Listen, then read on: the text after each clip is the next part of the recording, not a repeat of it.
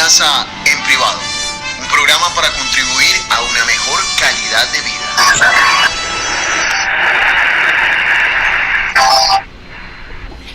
Hola, buenas tardes, bienvenidos y bienvenidas a un nuevo espacio de En Privado. Hoy, como todos los días, de lunes a viernes, a las 12 en punto de la tarde, tenemos un programa muy especial. Hoy vamos a hablar de los conflictos en los adolescentes. Para desarrollar este tema, tengo a la doctora Mónica Katzenberg. Doctora, buenas tardes, ¿cómo estás? Buenas tardes a ti y a toda la mesa de trabajo y también a todos nuestros oyentes. Tenemos también a la doctora Lucía Nader desde Bogotá. Doctora, muy buenas tardes. ¿Cómo amaneció hoy la capital de la República?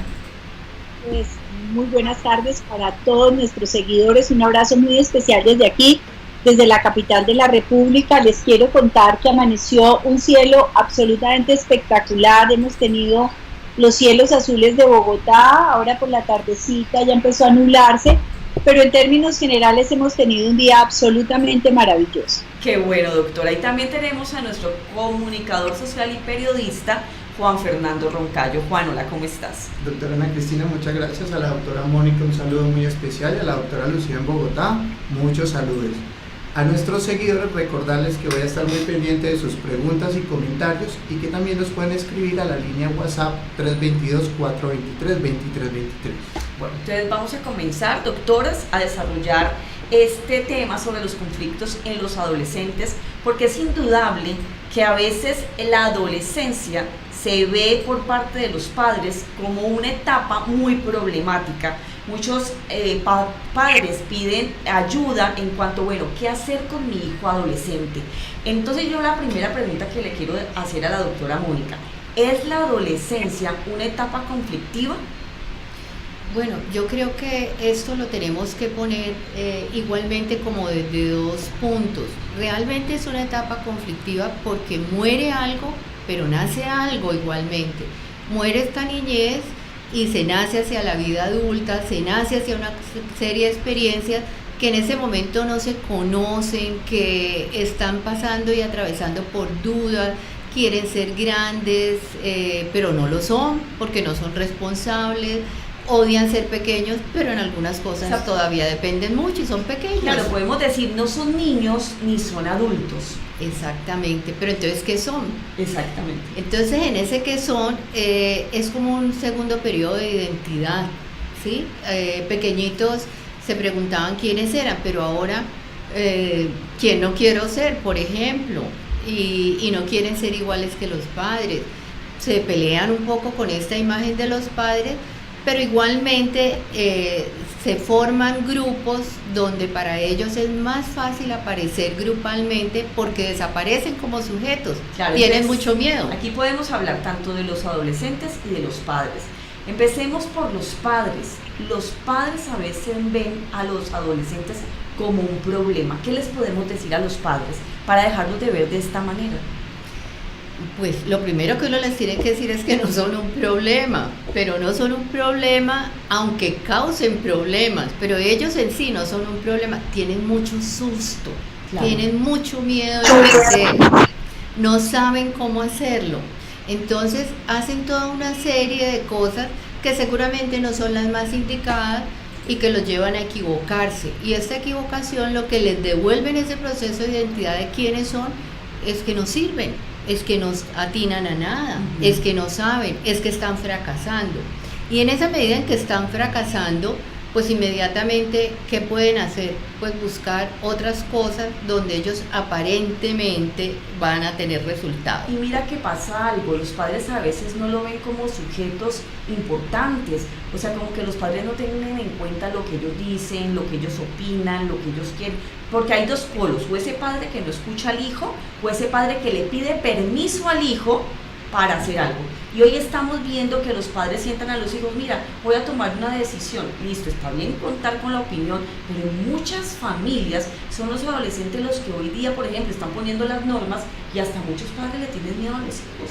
¿Qué es lo que está pasando con esa figura de los padres dentro del hogar y qué pasa con estos adolescentes?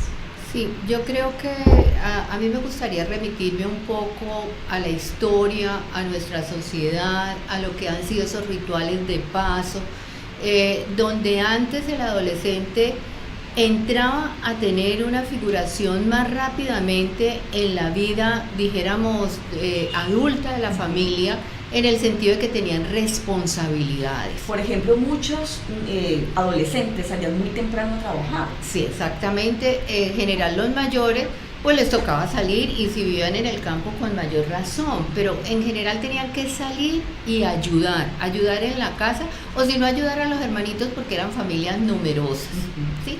Entonces cuando la madre salía, ellos quedaban al cuidado de sus hermanos y de una u otra manera aprendían a ser padres, aprendían a cuidar de los pequeños, aprendían a tener mayor responsabilidad, pero también a defender a estos pequeñitos, a darse cuenta que ellos tenían que ser figuras también para sus hermanos menores que los estaban siguiendo. En este momento las familias son de 1, 2, máximo 3 chicos. Los padres salen, pero ya no hay nadie que quede al cuidado de estos nadie que muchachos. se responsabilice. Mira que mi papá me decía que él a los 22 años estaba casado y tenía hijos, que a él le aterra que hoy día los chicos lleguen a los 30, 35 años creyéndose todavía adolescentes debajo de las enaguas de los papás. Sí, yo creo que, doctor, usted nombró algo muy importante, porque evidentemente hemos dado pasos muy buenos dentro de toda la sexualidad, y entonces ya se puede controlar si se quiere tener hijos o si no se quiere tener hijos, pero como siempre la moneda tiene dos caras, entonces ya ni siquiera los chicos tienen el susto de irse a acostar porque posiblemente habría un embarazo. Entonces, como no hay ni siquiera esa angustia, ese susto, esto se volvió como un deporte, ¿no? Se volvió como que nos vamos, nos acostamos con cualquiera, no tenemos consecuencias de nuestras acciones.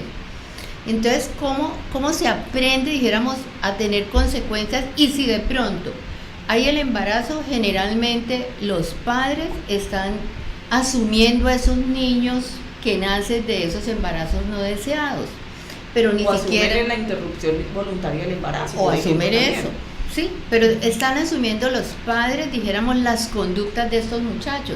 Entonces, cuando estos muchachos no asumen estas conductas, pero a la vez les decimos que son grandes, que estudien, que trabajen, que salgan adelante, que se responsabilicen, y a uno le da mucha risa cuando llegan los padres a consulta, porque que se responsabilicen, pero no son capaces de lavar un plato, no se les pide que laven un plato, que atiendan la cama, que organicen sus cosas. Exactamente, que se haga cargo de sus deberes escolares, porque generalmente ahora entonces es el otro el que tiene la culpa. Cuando uno trabaja en colegios esto se ve muchísimo.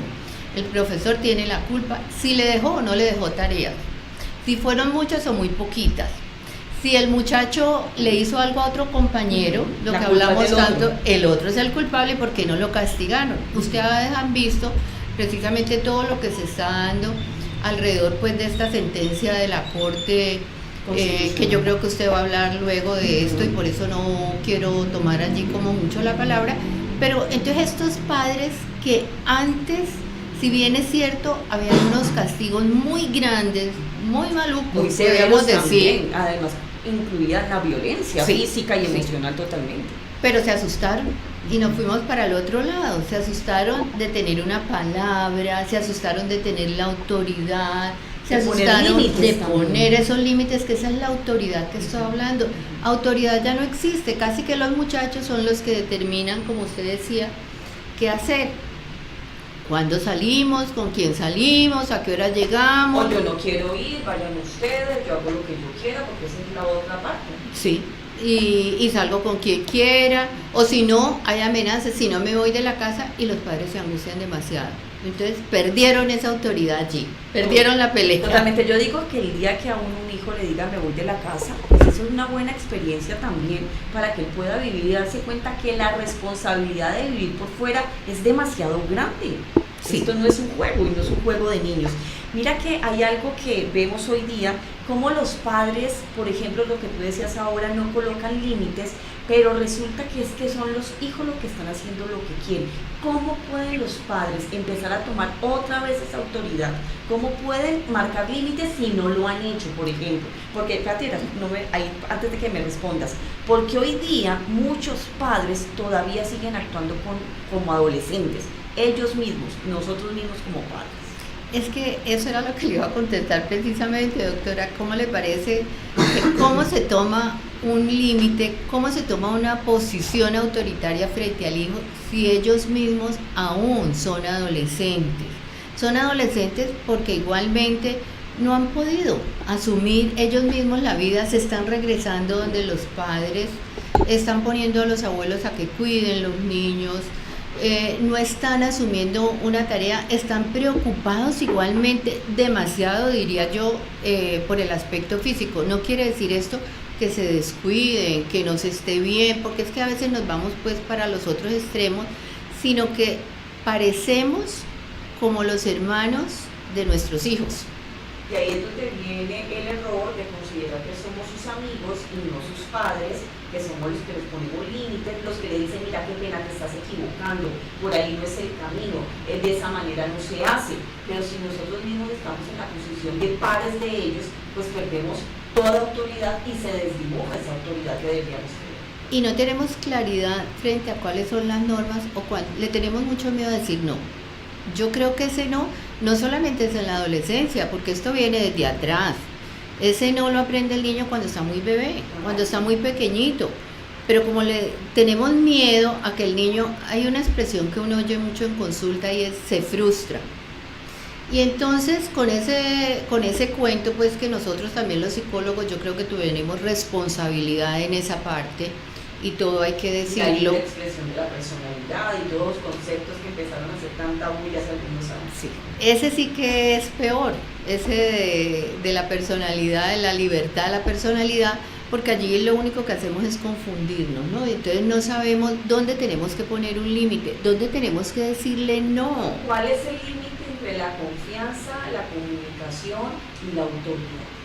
Yo creo que esa palabra de la mitad que usted dice es muy importante, la comunicación, pero es que es de verdad un lenguaje que de verdad ayude al adolescente a situarse, donde el padre evidentemente está con él dándose cuenta, escuchándolo, acompañándolo, dándole la mano para que no se caiga, pero no ni restringiéndole a que no haga las cosas, ni indicándole cómo hacerlas, porque no lo dejamos ni siquiera que él piense o que se equivoque.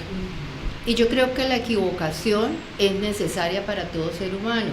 O sea, nos podemos equivocar y precisamente cuando nos caemos, cuando tenemos dificultades, cuando fracasamos, eso nos tienes que enseñar. Y allí estaría el padre precisamente en esa comunicación que le dice, te pasó esto, hablemos de eso, ¿qué sentiste? ¿Cómo te puedo ayudar?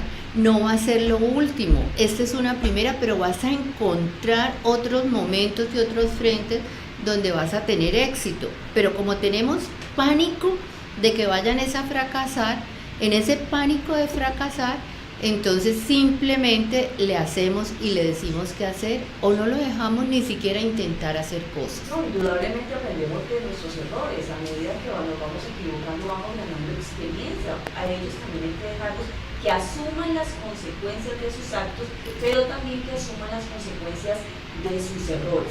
En estos días me decía una mamá, pero ¿qué hacer? Si yo por más que trato de comunicarme con mi hija, no puedo porque es como hablar con una pared. Entonces, ¿cómo invitar a esos padres a la comunicación con sus hijos cuando, por ejemplo, nunca han abierto canales de comunicación y estos muchachos en la adolescencia, pues ahí se van a cerrar un poco más? ¿Qué podemos hacer? Sí, yo creo que hay cosas importantes, doctora, y una es que generalmente nos hemos acostumbrado que desde pequeños les hacemos las preguntas de lo que queremos oír, pero no les hacemos las preguntas de lo que ellos están como necesitando o quieren decir. Entonces les hacemos preguntas muy cerradas. Uno se acuerda cuando llevan los niñitos a consulta y le dicen, ¿cómo te fue? Y el niño dice, bien, ¿qué hiciste? Jugar. Lo mismo pasa en el colegio, ¿no? Entonces son preguntas que cerradas, que ellos no quieren hablar de sí mismos, pero hay posibilidades de preguntarle de sus amistades, qué pasó con ellos.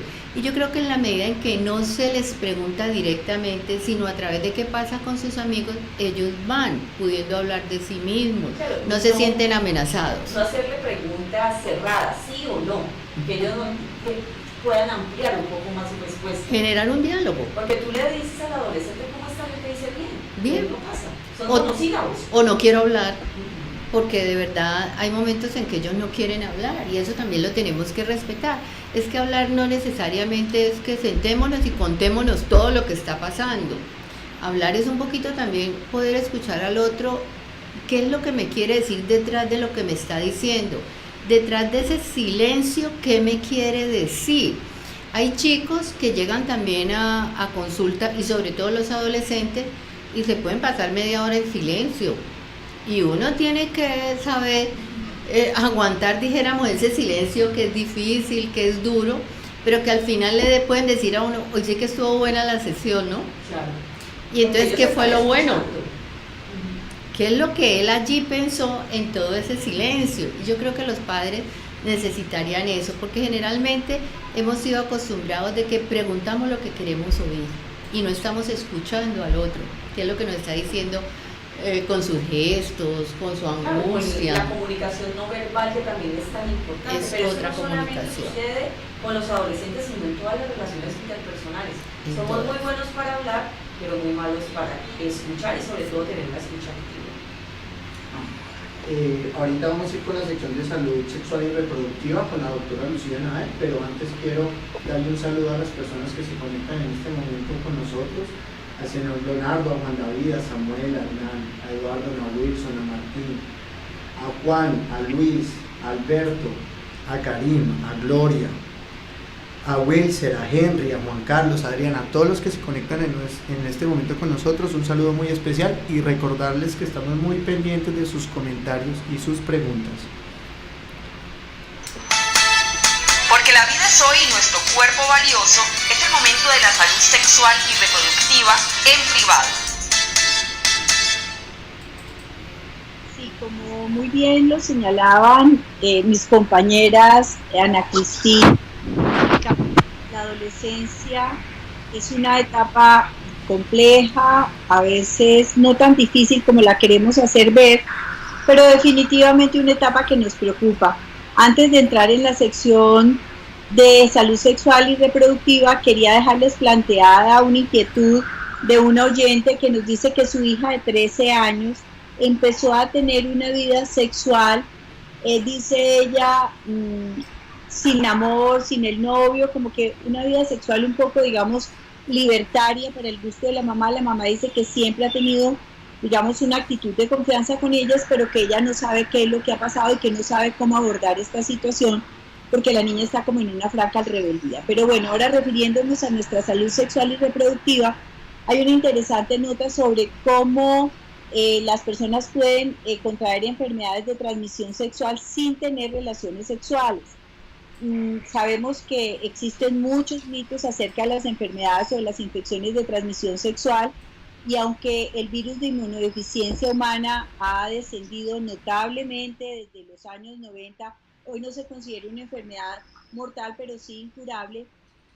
Otras infecciones de transmisión sexual han sido que para los expertos han aumentado en los últimos años. Lo importante es como tomar conciencia de que muchos anticonceptivos, como han desplazado el uso del condón, esto puede hacer que aumente la infección de este tipo de enfermedades, a pesar de que los programas de prevención también han sido muy rigurosos.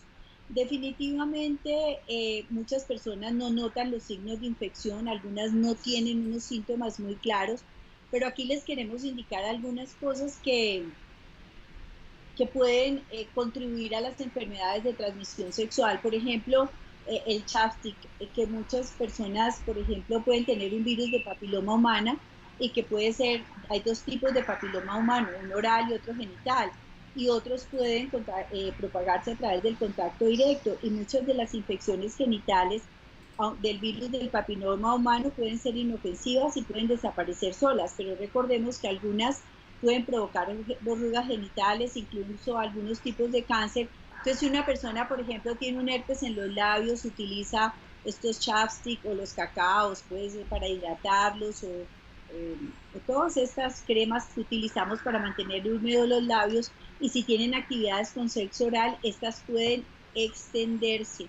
Recordemos que muchas veces estos virus no viven mucho tiempo en esos objetos inanimados, pero la clave está en no compartir estos productos con nadie, ni con una persona muy cercana.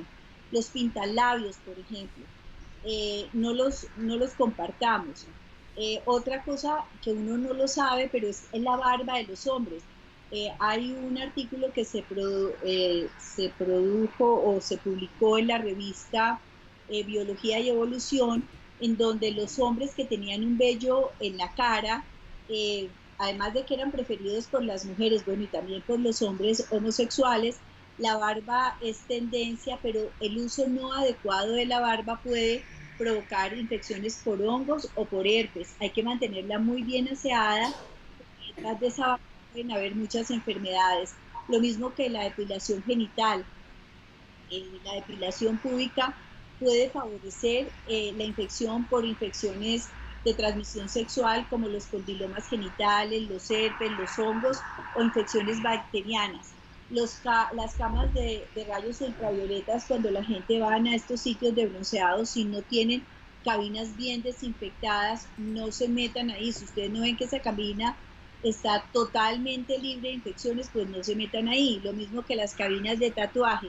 La idea es que incluso dice que los tatuajes pueden hacer que las personas se infecten o por VIH o hepatitis B, pero lo importante es que ustedes sepan a qué sitio van a asistir. Estas son recomendaciones que se las hacemos aquí en nuestra salud sexual y reproductiva para que tengamos cada día más una sexualidad responsable. De tal manera que las dejo allá en Cali, en el estudio, para que ustedes sigan hablando de este maravilloso tema que es la adolescencia, porque definitivamente esta generación que está en este momento entre los 14 y los 25 años, si vemos que la adolescencia se ha prolongado, es una generación con la que tenemos la obligación de que se salve. Realmente porque estamos viviendo la era de los antivalores y puede haber consecuencias negativas.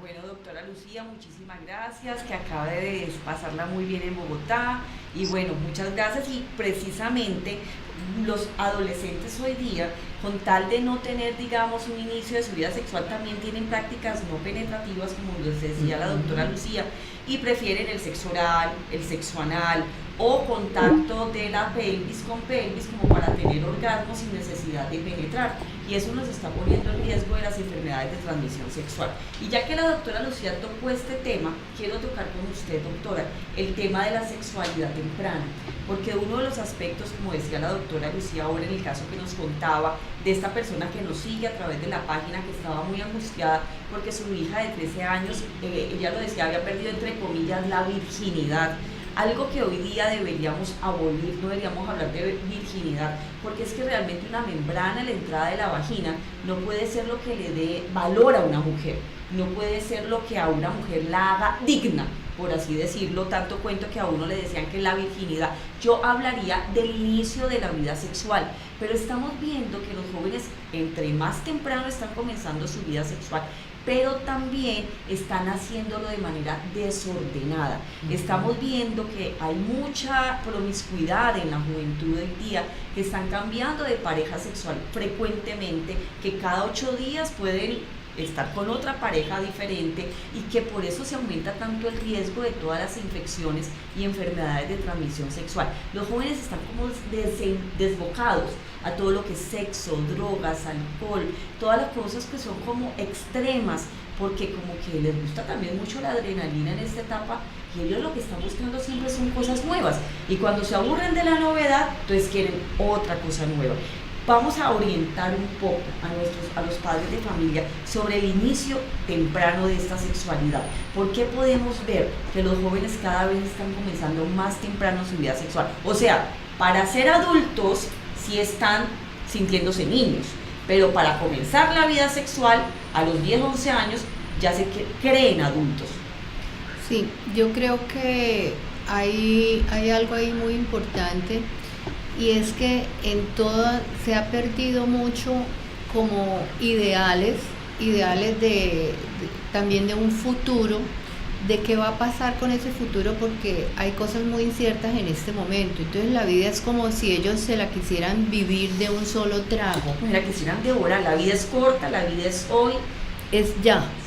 Pero además... Sí, porque no quieren esperar, ¿no? Nada, la espera no... Esto tiene pues relación igualmente con ese no que habíamos dicho, porque es que no se le deja esperar para nada.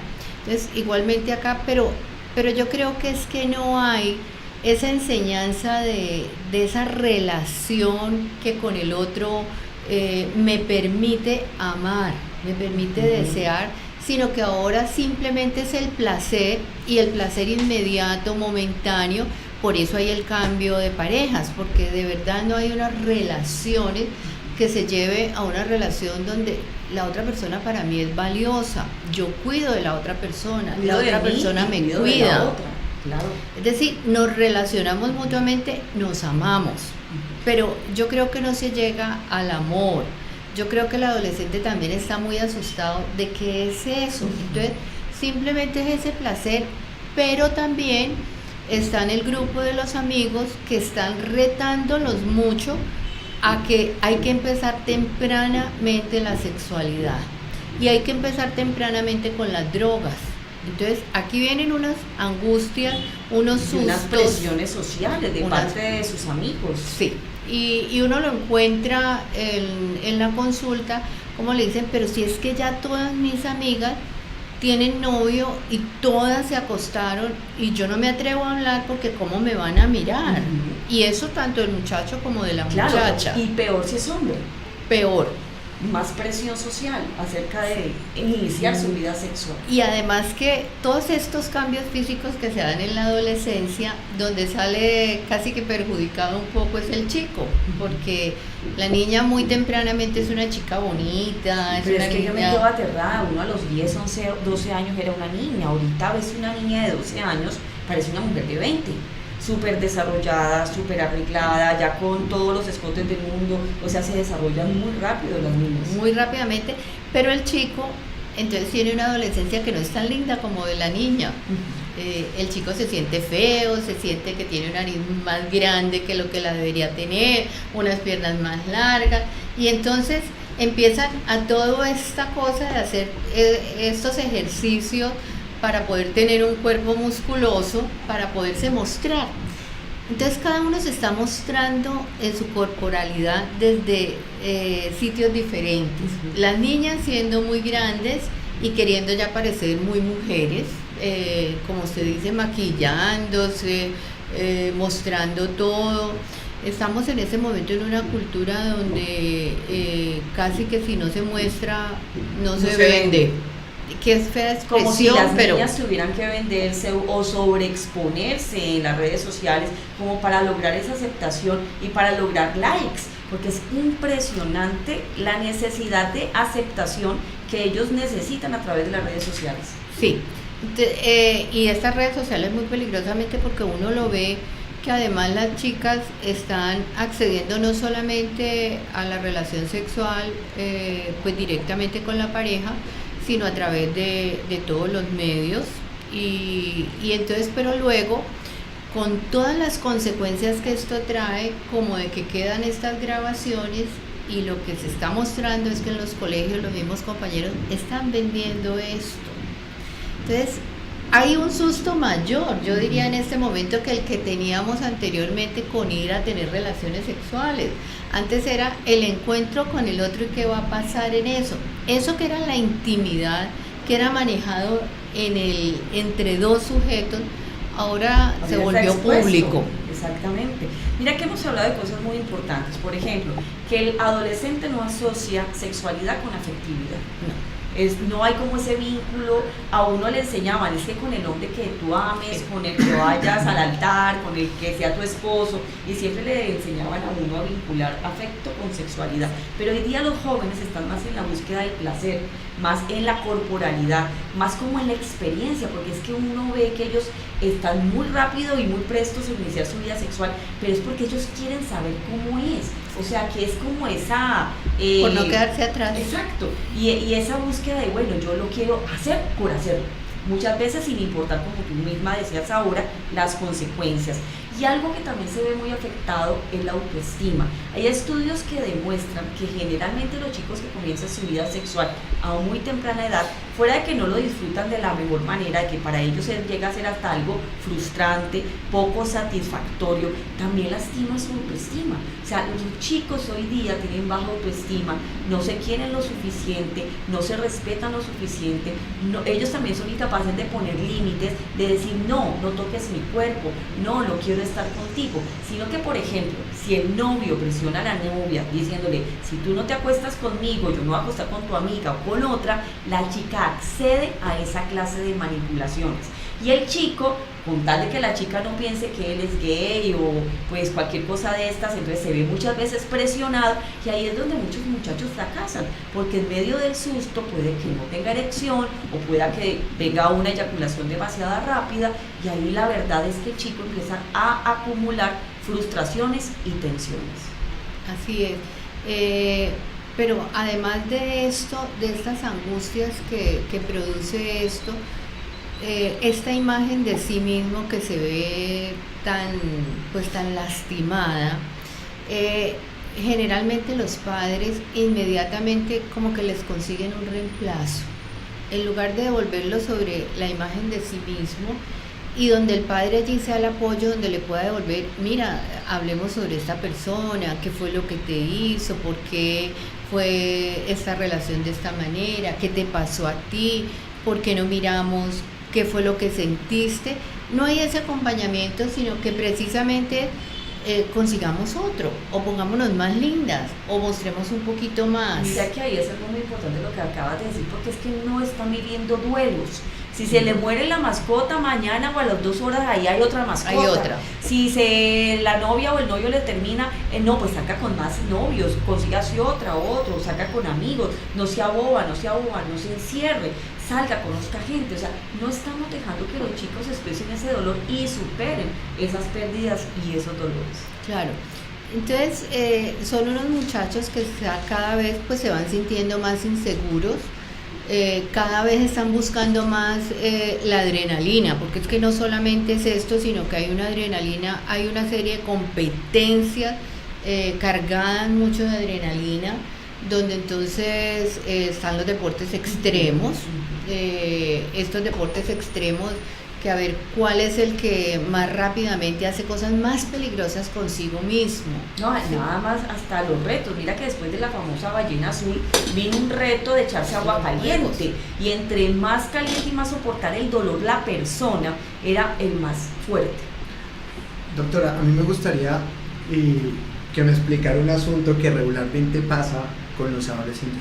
Bueno, primero hay una cosa que es muy en común. Yo estaba revisando varios artículos y regularmente todos los adolescentes tienen los mismos indicadores de problemas. Tenemos problemas emocionales, de conducta, escolares, problemas sexuales, fracaso escolar, de alimentación, de drogas, de comunicación y adicciones sin sustancias, que me imagino que podrían ser las redes sociales.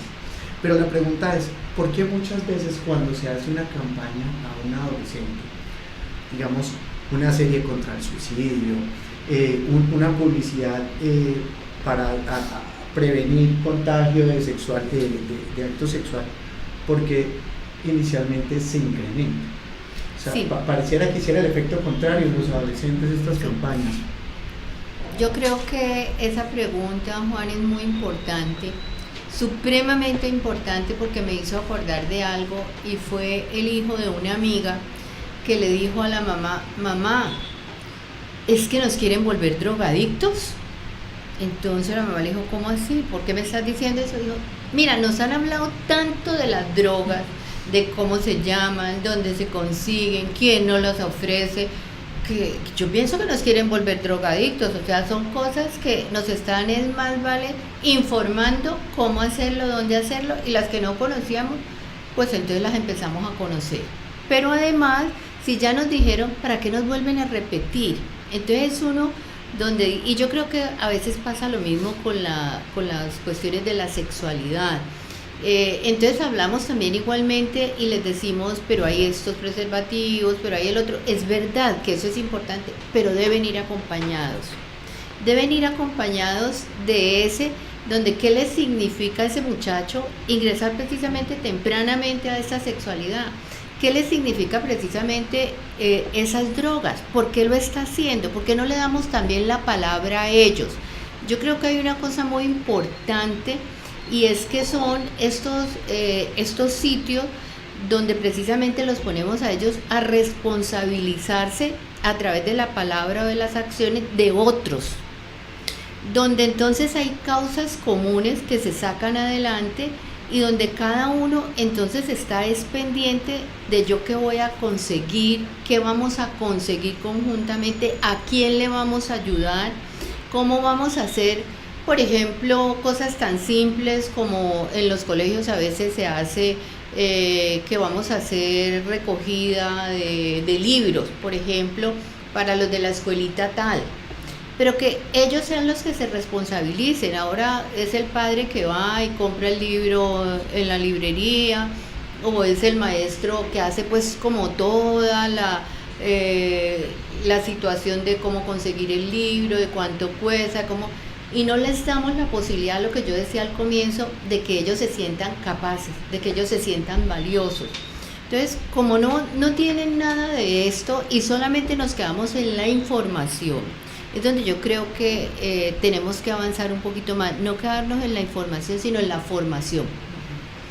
Y esa formación implica que precisamente empecemos a que ellos se sientan valiosos, a que ellos son capaces de hacer cosas, a que ellos se sientan responsables, a que ellos lideren campañas, a que ellos tengan el compromiso con el otro. Ese compromiso que yo decía, el hermano mayor lo tenía con los pequeñitos y los cuidaba. Ahora no se tiene, ahora tú no eres responsable de cuidar al pequeñito, tú no eres responsable de la vida del otro. No, pues si él estaba allá, y los padres tampoco, porque si tú lo ves desde muy pequeñitos, los están dejando a merced de la televisión o de toda la tecnología, pero ellos no saben cómo funcionar esta tecnología. Y generalmente, pues entonces están cayendo, sobre todo los más débiles, están cayendo en redes donde están haciéndoles daño. Hay una cosa muy importante y es que estos muchachos los hagamos personas más autónomas. Sí, más independientes. Más independientes, porque en la medida en que el que más fácilmente sufre, el que más fácilmente cae, el que queda más dependiente, sea de una relación, sea de una persona, sea de una droga, sea del alcohol, sea de cualquier actividad, es ese chico que no le han dado la posibilidad de valerse por sí mismo, que ha sido totalmente el padre o la madre quien le ha dicho qué hacer, cómo hacerlo, que lo ha acompañado a todo, que no le ha dejado vivir, como usted decía, doctora, los duelos, que inmediatamente que murió la mascota, que no sufra, hay que conseguirle la otra mascota, no le hago duelo a eso.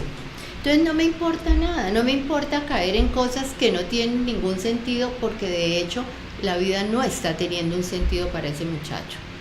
Totalmente, y agregando ahí también, enseñarles a responsabilizarse de su cuerpo. Es que tenemos que aprender a ser administradores de nuestra vida y por lo tanto administrar el cuerpo. Yo pienso que el chico que va y empieza su vida sexual tan temprano, teniendo, digamos, ganas de complacer al otro, de socializar a través del cuerpo, porque muchas personas dicen, no, con tal de que me acepte, con tal de que no me dejen, con tal de que yo pueda ser su amiga, su novia, todo esto empieza a meterlos a ellos en un cuento de que yo lo hago por el otro, porque muchas veces la vida sexual de las niñas comienza porque no es que yo lo hice porque mi novio me presionó. Entonces la responsabilidad sobre el cuerpo y sobre el autocuidado del cuerpo y el cuidado del cuerpo de los demás también es una base fundamental para ir orientando el inicio de la vida sexual. Es que el chico hay que decirle, es que tú debes comenzar en el momento que tú quieras, con la persona que tú elijas, en el momento que tú lo decidas, porque es que la sexualidad es nuestra, la sexualidad nos pertenece a cada uno mira cómo lo vive, pero que el chico tiene que entender que necesitamos hacerlo de manera responsable y con el cuerpo no se socializa, o sea, mi cuerpo no es para ser tocado por cualquier persona, mi cuerpo no es tocado si yo no lo deseo, que deben que aprender a decir no y a poner también límites sobre su cuerpo, que también es importante. Exacto. Doctora, vamos a ir a la nota de salud y continuamos con el tema de conflictos con los adolescentes. Porque salud es más que un cuerpo sano, los consejos. Bueno, doctoras, el consejo de salud que les traigo el día de hoy es la sábila. No sé si han escuchado algo de la sábila. Buenísima. Por favor. Bueno, efectivamente, ¿por qué es tan importante la sábila? Por las propiedades que tiene. Y quise resaltarlo el día de hoy porque yo sufrí mucho tiempo de gastritis y de reflujo, mucho tiempo, más o menos 8 años. Y hace 2 meses nuestro querido periodista Gustavo Andrade me dijo, eso siempre ha existido una solución para eso, ¿por qué te complicas la vida? Y me recomendó la sábila en ayunas, que no es nada agradable consumirla, pero bueno, con un poquito de miel y agua podemos mejorar el sabor.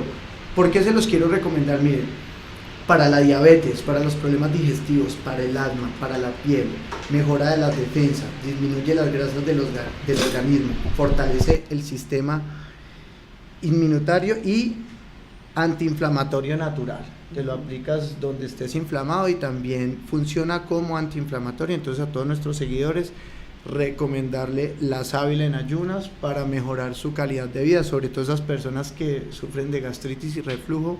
Súper para bueno. la belleza y para la salud.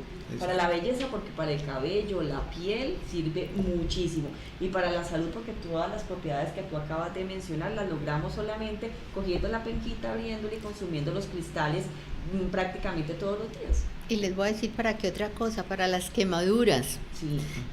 Si alguien se quema, lo viví pues como en directo un día, una persona que se quemó muy, muy maluco, y una persona dijo, ay, aquí no hay sábila, inmediatamente le calmó el ardor y fue bajando la quemadura impresionante, o sea que para eso también sirve, para las varices. Exacto, es como calmante, cicatrizante, humectante y regeneradora.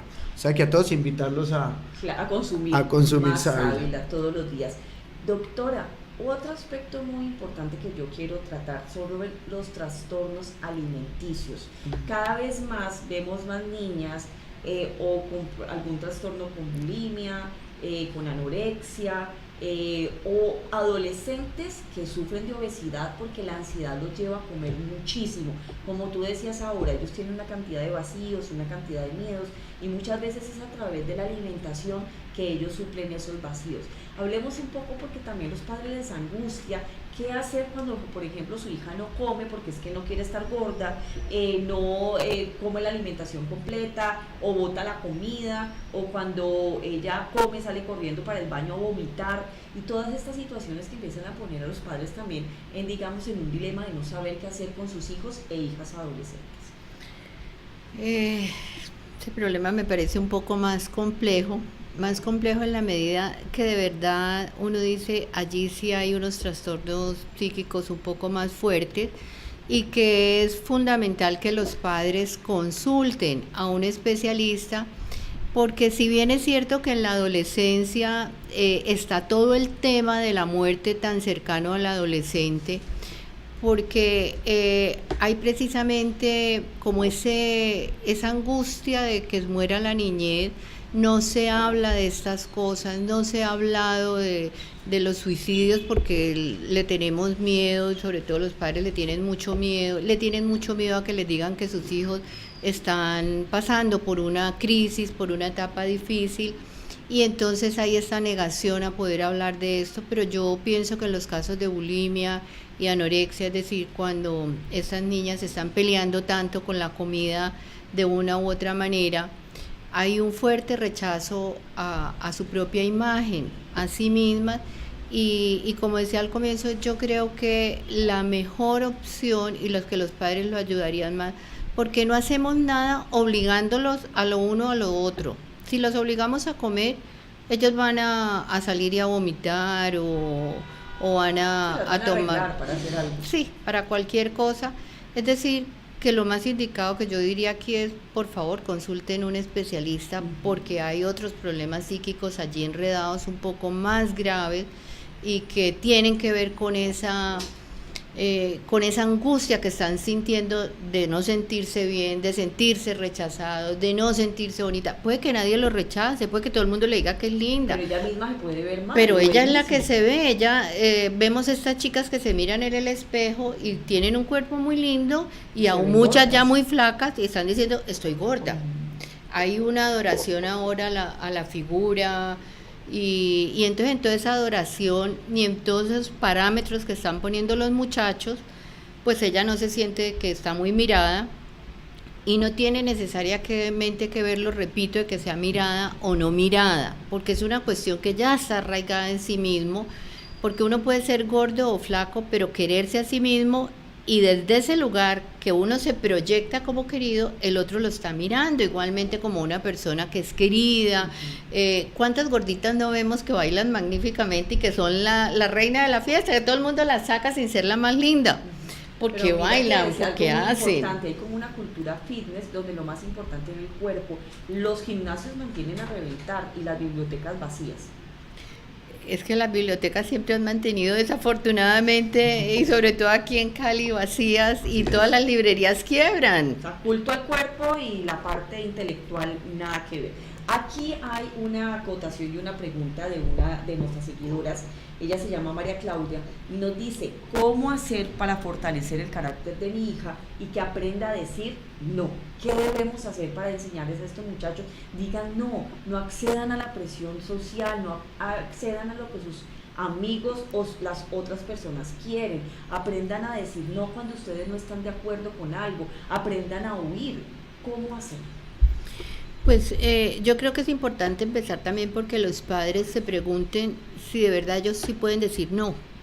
Yo me acuerdo de algo que alguna vez estando adolescente, uno de adolescente pues lo llaman los muchachos y a veces uno quiere hablar y otras veces no quiere hablar.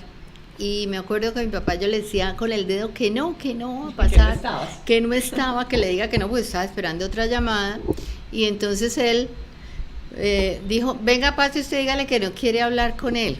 Eso en ese momento es terrible, uno lo siente pues como una caída espantosa, pero realmente es un poco eso, es que tenemos que enfrentarlos y nosotros igualmente como padres saber cuántas veces les estamos diciendo no.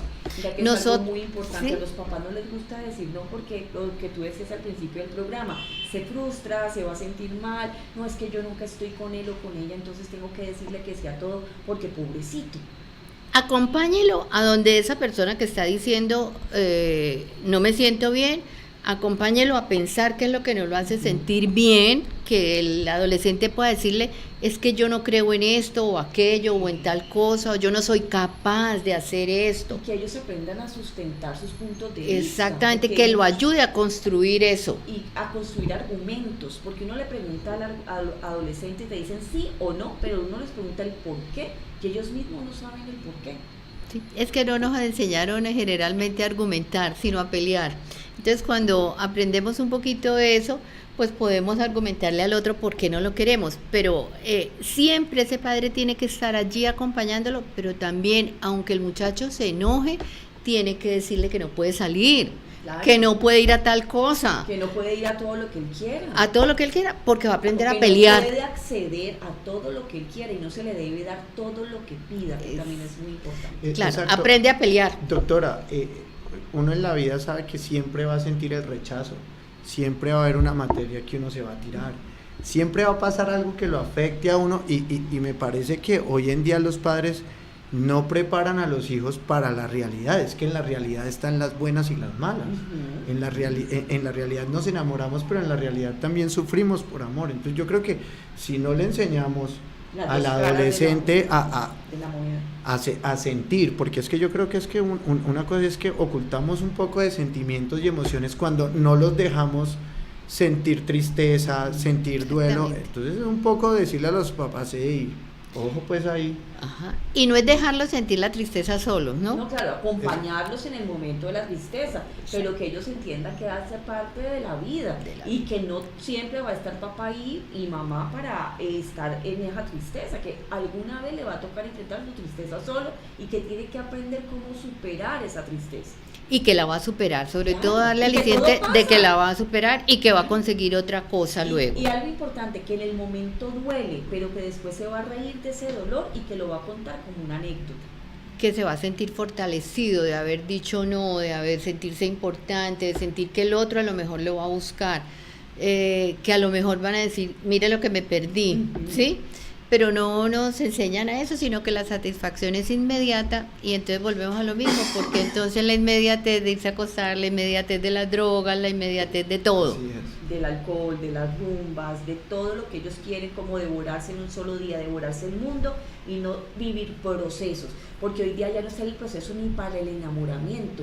Ellos salen en la primera cita y quieren ir de una a la cama, o sea, ni siquiera están viviendo el proceso de enamorar al otro, y eso es tan frecuente en los adolescentes que hoy día pues ya no hay que esperar a casarse para iniciar la vida sexual. Antes yo me acuerdo que mi abuela me decía, no, es que pobrecito su abuelo, le tocaba hacer visita por el balcón y no lo dejaban ni entrar a la casa. Y ahora todo es tan fácil, digamos que todo está a la orden del día y los chicos no quieren vivir procesos. No, se prefieren huir de la casa para no enfrentar, dijéramos, esas situaciones de no.